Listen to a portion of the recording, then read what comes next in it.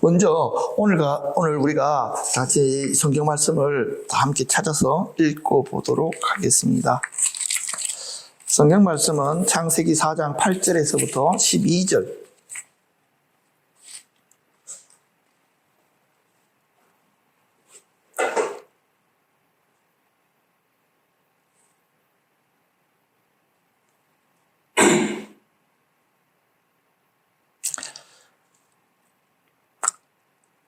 창세기 4장 8절에 12절. 가인이 그의 아우 아벨에게 말하고 그들이 들에 있을 때에 가인이 그 아우 아벨을 쳐 죽이니라. 여호와께서 가인에게 이르시되 내 아우 아벨이 어디 있느냐? 그가 이르되 내가 알지 못하나이다. 내가 내 아우를 지키는 자니이까. 이르시되 내가 무엇을 하였느냐? 내 아우의 핏소리가 땅에서부터 내게 호소하느니라. 땅이 그 입을 벌려 내 손에서부터 내 아우의 피를 받았은즉 내가 땅에서 저주를 받으리니. 내가 밭을 갈아도 땅이 다시는 그 효력을 내게 주지 아니할 것이요 너는 땅에서 피하여 유리하는 자가 되리라. 아멘. 오늘 우리가 함께 읽은 이 말씀 안에 특히 좀 초점을 맞추고 봐야 될 말씀은 가인이 아벨을 살해하는 그 장면에 대한 것입니다. 이 싸움은 어떤 싸움인지, 그리고 이 싸움을 통해서 하나님께서 우리들에게 무엇을 말씀하시려고 하는지를 우리들이 그렇게 말씀을 통해서 살펴보게 될 것입니다. 그런데요, 가인이 그의 아우 아벨에게 말하고 그들이 들에 있을 때에 가인이 그의 아우 아벨을 쳐 죽이니라 라고 하는 이 부분들에 대해서 우리가 생각지 않았던 관점에서 이 말씀을 해석하는 사람들이 있다는 것을 알게 되어졌습니다. 특히 우리나라에서도 보면 자유주의 신학을 하는 한국 신학, 한신이라고 불리우는 그쪽, 또 감신, 이런 쪽, 또 연세대학교에 있는 신학교들 같은 경우에 이 말씀들을 어떻게 해석하느냐니까요. 특히 이제 경동교회 최순일 목사가 이 부분에서 해석을 해놨더라고요. 가인과 아벨 이야기의 핵심은 가인과 아벨은 농경 문화와 유목 문화 사이의 역사적인 갈등을 보여주면서 동시에 시기와 폭력, 현재, 산이라는 인간 본성을 원형론적으로 보여준 이야기입니다. 이렇게 해놨습니다. 여러분들은 그냥 대충 들으면서 그냥 어떤 생각이 드십니까? 별 생각 없죠, 그렇죠? 우리가 생각하는 것보다 좀 다르게 성경을 해석하네? 그럴 것입니다. 자유주의자들은요, 다른 말로 하면 좌파에 속한 사람들은요, 이 생각에 패러다임이라는 게 딱 있습니다. 이 사람들은 항상 세력을 두 세력으로 이렇게 딱 나누는, 한쪽은 핍박하는 부류, 또 한쪽은 핍박을 당하는 부류로 딱 나눕니다. 이걸 갖다가 좀 유시간 외국어로 이야기하면 부르주아와 프롤레탈리아로 나누게 됩니다.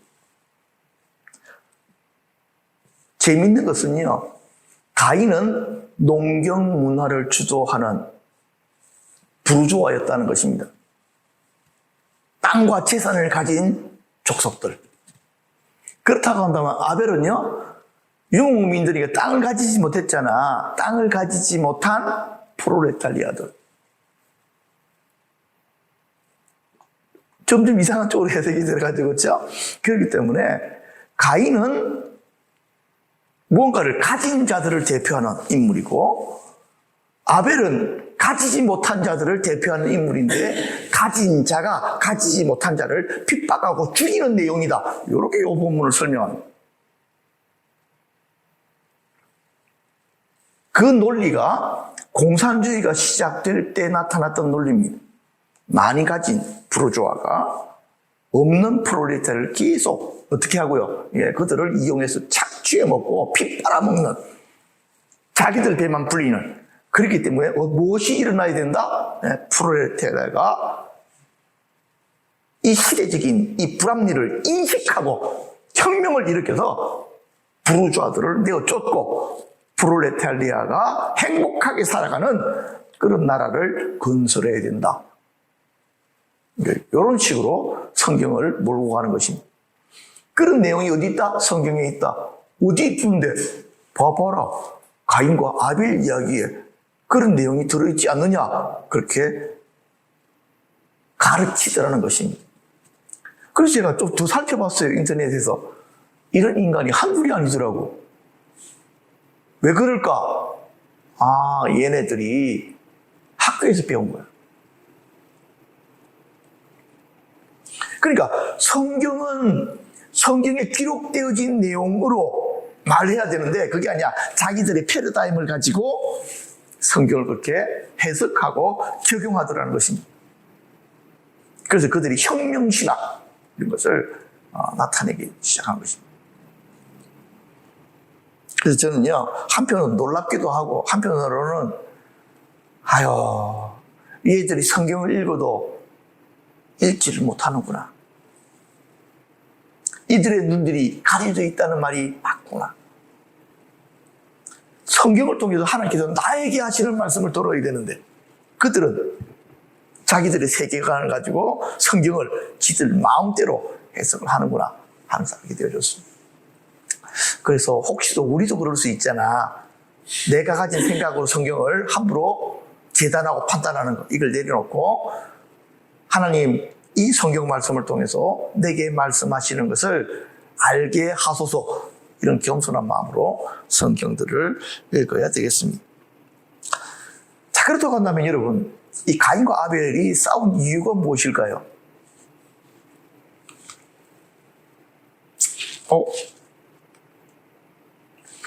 첫 번째로는요, 사도 요한의 증언입니다.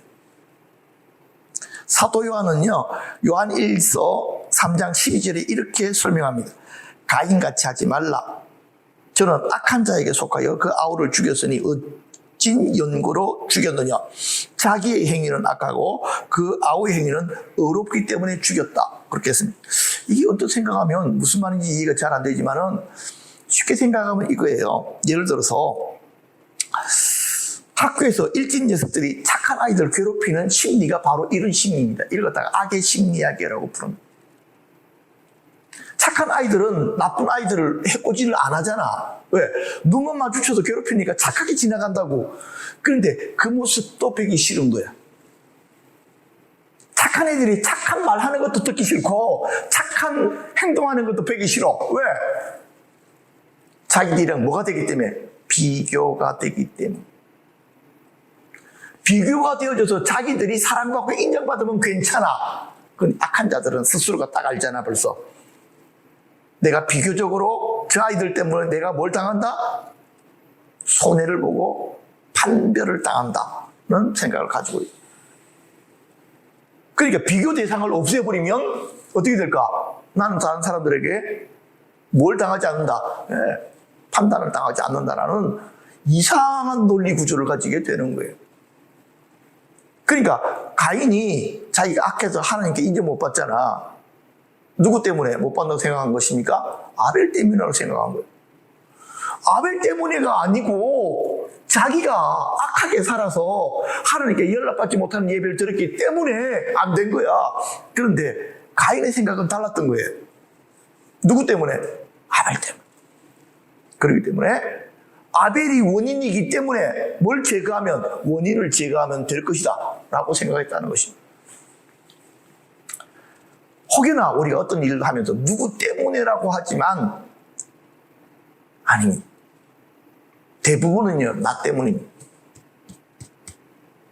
요거를 여러분들이 정확하게 인식하지 못하면 가인의 친구가 되는 것입니다. 항상 누구 탓하고 누구 때문에라고 이야기하는 사람들 치고 여러분 제대로 된 사람이 있는지 한번 보십시오. 없습니다.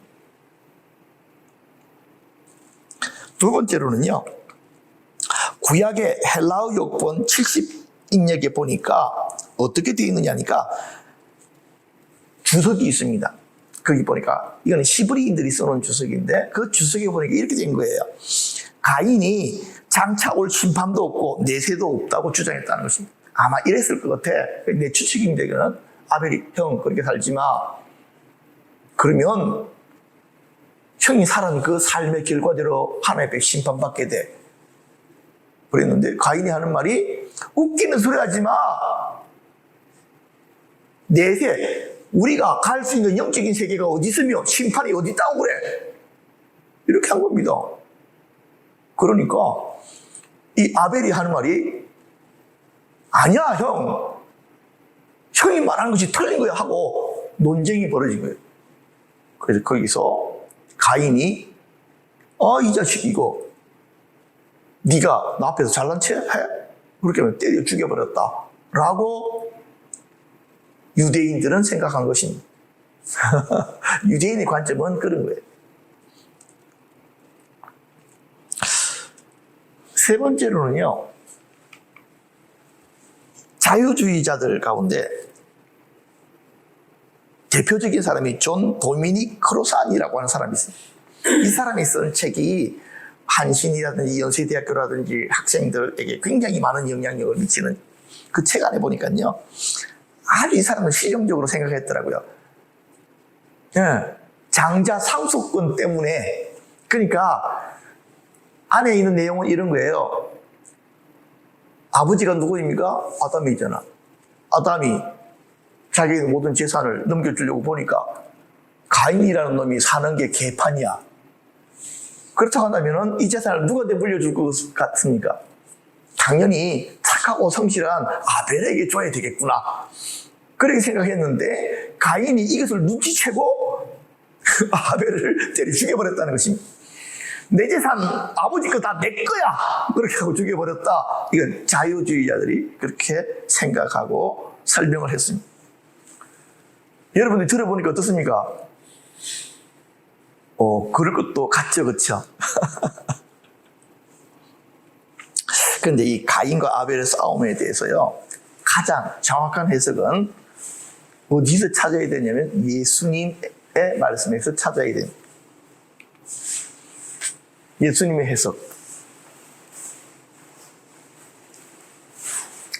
마태복음 23장 35절에 예수님께서 하신 말씀이에요. 그러므로 의인 아벨의 피로부터 성전과 제단 사이에서 너희가 죽인 바갈의 아들 사가랴의 피까지 땅 위에서 흘린 의로운 피가 다 너희에게로 돌아가리라. 지금 여기서 예수님은 이 아벨을 뭐라고 부릅니까? 의인이라고 부릅니다. 그리고 그의 죽음을 뭐하고 연결시켰냐니까 순교적인 죽음이었다. 그렇게 설명합니다. 누가 그랬다고요? 예수님입니다. 그렇기 때문에 순교자의 계보가 아벨로부터 시작해가지고 흘러내려와가지고 예수님 세대 조금 앞에서 죽었던 순교자가 사가랴인데 사가랴까지 이어지고 있다. 이렇게 설명했다는 것입니다. 그렇다고 한다면 이 가인과 아벨의 싸움은 일방적으로 당한 것이지만 바로 이것은 죄인과 의인과의 싸움이었다. 핍박하는 자와 핍박당하는 자의 싸움이었다. 그렇게 말씀하고 계십니다. 거기다가 히브리서에 보면요, 히브리서 기자는 아벨을 누구랑 비교하고 있습니까? 예수님과 이렇게 비교를 하고 있습니다. 새 언약의 중보자이신 예수와 및 아벨의 피보다 더 나은 것을 말하는 뿌린 피니라. 그런데 지금 우리 성경 해석은요, 좀 어렵습니다. 좀 잘못 읽으면 예수님과 아벨을 동등한 자리에 올려놓은 것처럼 설명이 되잖아요. 그러나 그게 아니라 지금 여기 보면요, 현대인의 성경 한번 읽어볼게요. 다 같이 시작. 또 우리는 새 계약의 중보자이신 예수님과 복수를 호소하던 아벨의 피보다 나은 그리스도의 은혜로운 피에 접하게 되었습니다. 요게 여러 가지 사본들을 제가 확인해 본 결과 더 정확합니다. 아벨은 순교자의 피잖아, 그렇지? 그 피도 정말 거룩하고 하나님이 받으실 만한 피지만 예수님의 피는 그들과 비교할 수 없을 만큼 탁월한 능력을 가지고 있는 피다. 이렇게 설명을 했습니다. 중요한 것은요, 어찌 되어졌든지 예수님께서 아벨을 어두운 선상에 올려놓고 설명하십니까? 순교자. 그러니까 아벨의 죽음은 순교자의 죽음이다. 이렇게 말씀하고 계시는 것입니다. 자, 그런데요. 이 아벨과 가인과의 싸움은 어떤 관점에서 봐야 되면 창세기 3장 15절에 나오는 여자의 후손과 뱀의 후손과의 싸움의 한 모습이다라는 사실들을 알아야 됩니다. 왜냐하니까 가인이 누구에 속하여? 악한 자에게 속하여. 이 악한 자가 누구라 그랬습니까? 성경 그대로 보니까 마귀. 가인이 마귀에게 속하여 아벨을 때려 죽였다는 것입니다. 그런데 이 아벨은 어떤 사람이냐? 아담의 계보를 통해서 흘러내려오는 하나님의 형상을 가진 사람의 계보였다는 것입니다. 그렇기 때문에 이것이 첫 번째 순교자라고 하는 이야기는 바로 이 이야기고, 결국에는 무엇과 무엇의 싸움에 첫 번째 싸움이 일어난 것입니까? 뱀의 후손과 여자의 후손의 간의 싸움의 한 모습들이 바로 이 가인과 아벨 사이에서 나타나게 되어졌다 하는 것입니다. 자, 그런데 이 아벨이 최초의 순교자라고 하는 것은 또 다른 증거가 있습니다. 물론 이 정도까지만 이야기해도 맞아, 아벨이 첫 번째 순교자가 맞구나라는 걸 알게 되는데요. 그 내용은 바로 창세기 4장 10절 말씀 때문에 그렇습니다. 여기 보니까요, 하나님께서 가인에게 야, 네 동생 어디 갔어? 그러니까 내가 내 동생을 지키는 자입니까? 막 이딴 식으로 이야기합니다. 아, 하나님 착하신 분이죠. 내가 하나님과 됐으면은 그런 말 하는 가인의 조둥아리가 팍 때렸을 거예요. 이 자식, 이게 내가 다 봤는데. 그러면서 하나님께서 이렇게 말씀하십니다. 내가 무엇을 하였느냐? 내 아우의 핏소리가 땅에서부터 내게 호소하느니라. 이렇게 이야기합니다. 이게요, 요한계시록과 연결되어지면 이게 무슨 말씀인지가 선명하게 드러납니다. 호소의 내용, 피해 대가를 치르게 해달라는 것이다 그랬는데요. 자, 그 다음에 보십시오. 요한계시록 6장 9절에서 11절에 보면요, 다섯째 인이 떨어질 때 어떤 사건들이 벌어지느냐 하면, 내가 보니 하나님의 말씀과 그들이 가진 증거로 말미암아 죽임을 당한 영혼들이 제단 아래에 있어 큰 소리로 불러 이르되 거룩하고 참되신 제 주제여 땅에 거하는 자들을 심판하여 우리 피를 갚아주시지 아니하시기를 어느 때까지 하시려 하나이까. 순교자들이 하나님 앞에 호소하는 내용이에요. 그렇죠? 근데 아벨의 피가 언제부터? 창세기 때부터 내 피에 대한 신원을 해달라고 하는 게 호소하고 있다라고 말씀하고 있는 것입니다. 그렇기 때문에 하나님께서 요한계시록에 나온 거 보면 그 수가 차기까지 아직까지는 심판하지 않겠다. 그렇게 말씀하신 것입니다. 자, 그럼 여기서 조금만 더 나아가 보십시다. 증인과 짐승의 싸움. 가인과 아벨의 싸움은요, 과거적인 설명은 가인과 아벨, 예수님과 어떤 헤로드 싸움, 이런 싸움으로 봤다고 한다면은 앞으로 장차 다가오는 싸움은 누구와 누구의 싸움이냐니까요, 증인과 짐승의 싸움이다 라고 요한계시록에 기록이 되어져 있습니다. 특히 요한계시록 11장에 보면요, 두 증인에 대한 이야기들이 나옵니다.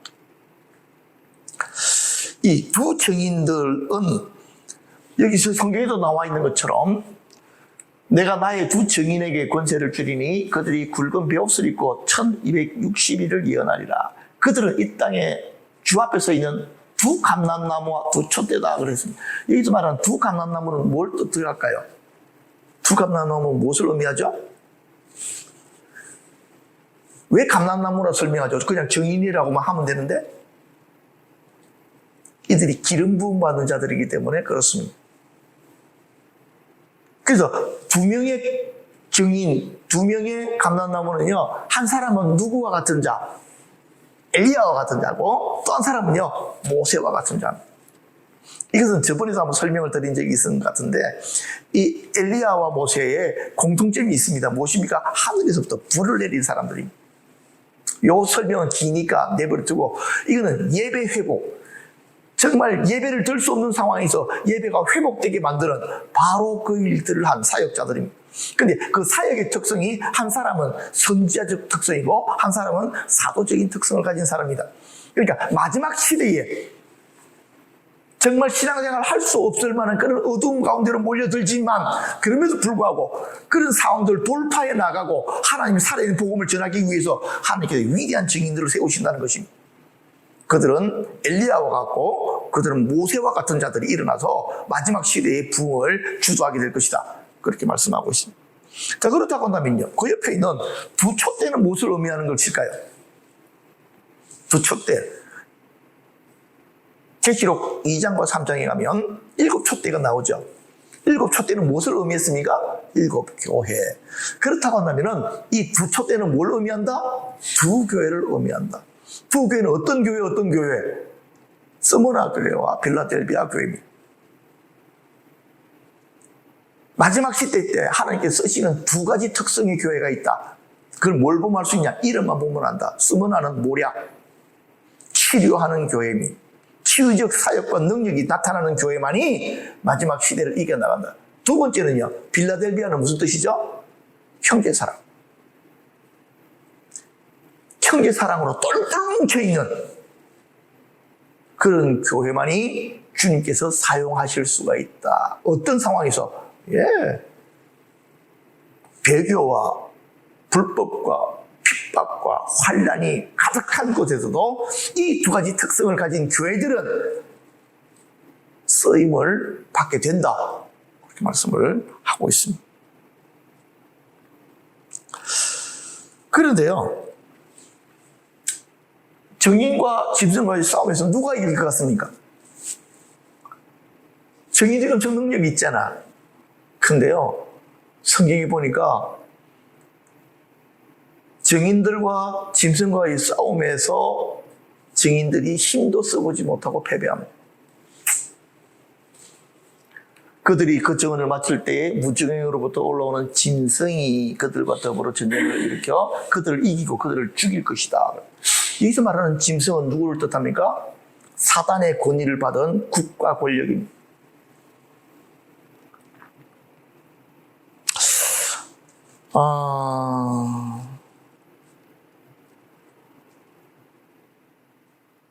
짐승과 증인과의 싸움은 일방적인 싸움입니다. 그렇게 될 수밖에 없습니다. 저는요, 지난 정권에서 코로나를 빙자해서 국가가 교회를 어떻게 다루는지를 여러분들은 봤습니다. 만약 이번 정권까지 쟤네들이 정권을 잡았으면 교회는 더 치명상을 입었을 것입니다. 저는 그렇게 확신합니다. 근데 이건 맛보기로 맛본 거예요, 한국 교회가. 하나님을 인정하지 않고 교회를 부르주아에게 종노릇하고 있는 단체라고 보는 그들의 관점에서 교회는 적폐입니다. 근데 예상보다 한국에 예수쟁이들이 많잖아. 공산주의 같으면은 계속 지들이 정권을 잡고 있으니까 마음대로 할 수 있지만 여기는 어쨌든 투표를 해야 되잖아. 그러니까 교회를 서서히 말려 죽이려고 작정한 거야, 이것들이. 한꺼번에 죽이지는 못하고. 처음에는 교회가 넋없이 상했거든. 그런데 한번 이제 교육 효과가 있어서 만약에 다음에 좌파 정권이 일어나가지고 어떤 핑계로 교회 문을 닫는다고 한다면 이제는 교회들이 가만히 있지 않을 것입니다. 왜? 가만히 있으니까 가만히인 줄 아는 거예요. 참으니까 병신인 줄 아는 거예요.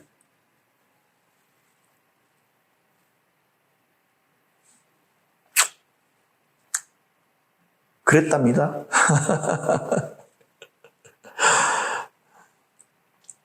그런데 이 증인들이 죽을 때에 증인 두 사람만 죽은 게 아니고요. 엄청난 순교적인 사건이 벌어지게 되고 그 수가 차게 됩니다. 몇 명까지 찰까요? 14만 4천 명. 이건 상징적인 숫자입니다. 웃기는 거는 이 신천지 얘들이 정신병자들이야. 자기들이 14만 4천 명이래. 아니 그게 아니고 순교당한 자들의 영혼이 14만 4천 명이라고. 걔들 애들이 아니고.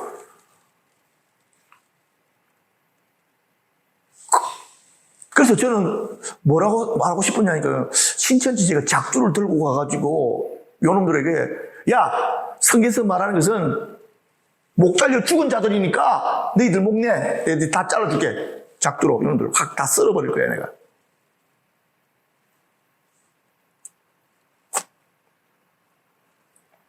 말씀을 맺겠습니다. 가인과 아벨의 싸움은요, 작게 보면요, 가족 안에서 벌어지는 싸움입니다. 예수님께서 그러셨잖아요. 가족들 가운데 엄청난 마지막 때가 되면 싸움이 있을 것이다. 하도 가족들끼리 싸워가지고 원수가 어디 있다고요? 가족 안에. 부부싸움 많이 하다 보면 이 말씀이 가슴속에 그냥 싹 와. 집안 식구가 원수일이라 그러면 부부싸움을 많이 했던 사람들은 아멘. 맞습니다. 그렇지만 내가 원수를 사랑하라는 말씀 때문에 내가 참고 살아갑니다. 그러고 사는 거잖아. 혹시 우리 사모님 옛날에 그런 생각 안 해보셨습니까? 하신 것 같은데 얼굴 색깔 보니까. 그래서요. 오늘 이제 말씀 마치고 함께 기도할 때 우리 가족들을 위해서 기도하십시다. 아주 강한 하나님의 은혜와 능력이 부어지지 아니하면 가정을 흔들고 깨트리는 어둠들의 싸움들의 첫 번째 타켓이 가정이라는 것입니다. 이 싸움들이 이미 시작되어졌고 갈수록 가정들 안에 이런 일들이 벌어지게 될 것입니다. 기도로 먼저 이것들을 싸워 이겨나갈 수 있도록